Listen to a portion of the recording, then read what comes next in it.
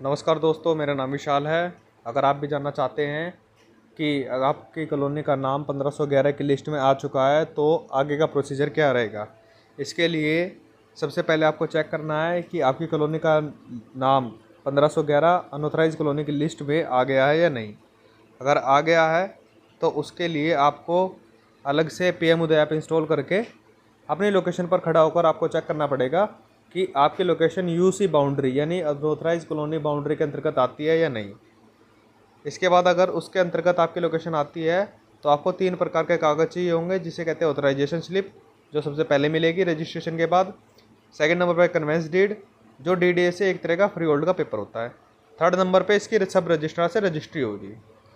इसका एक एक करके प्रोसेस जान लेते हैं। सबसे पहले आपको डीडीए पीएम उदय पोर्टल पे मोबाइल नंबर प्लस आधार कार्ड से अपने आप को साइन अप या रजिस्टर्ड करना होगा। उसके बाद सेम पोर्टल पे आपको अपनी प्रॉपर्टी की मैपिंग करनी होगी बाउंड्री करके ऑनलाइन। डॉक्यूमेंट में कब्जे का प्रूफ में बिजली का बिल, पानी बिल, प्रॉपर्टी टैक्स या आधार कार्ड 2015 से पहले जिसपे सेम एड्रेस हो। दूसरा सेल डीड जीपी एग्रीमेंट चल सकता है जिससे आपने प्लॉट खरीदा, प्लस सभी चेन पिछले सारी जिस दिन से रिकॉर्ड मांगा गया अर्थात जून 2014 से पहले तक के सारे पेपर।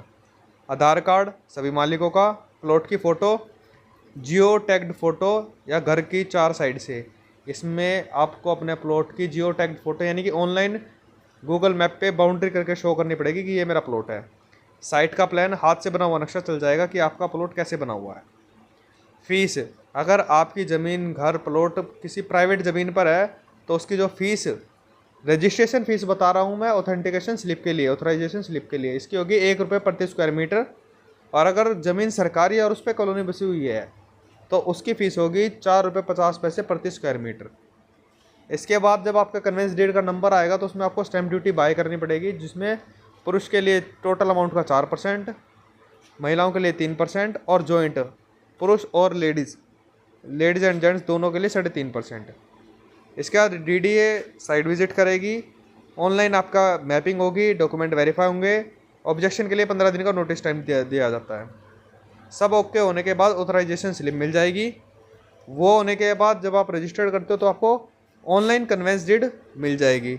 उस कन्वेंस डीड को लेकर आप रजिस्ट्रार ऑफिस में जाके स्टैम्प ड्यूटी पे करके अपनी ज़मीन की रजिस्ट्री करवा सकते हैं और इसके तहत आपकी ज़मीन की रजिस्ट्री हो जाएगी। अधिक जानकारी के लिए दिए गए नंबर पर आप जानकारी प्राप्त कर सकते हैं और हमारे व्हाट्सएप ग्रुप से भी जुड़ सकते हैं, जिसका लिंक मैं डिस्क्रिप्शन में दे रहा हूँ। धन्यवाद।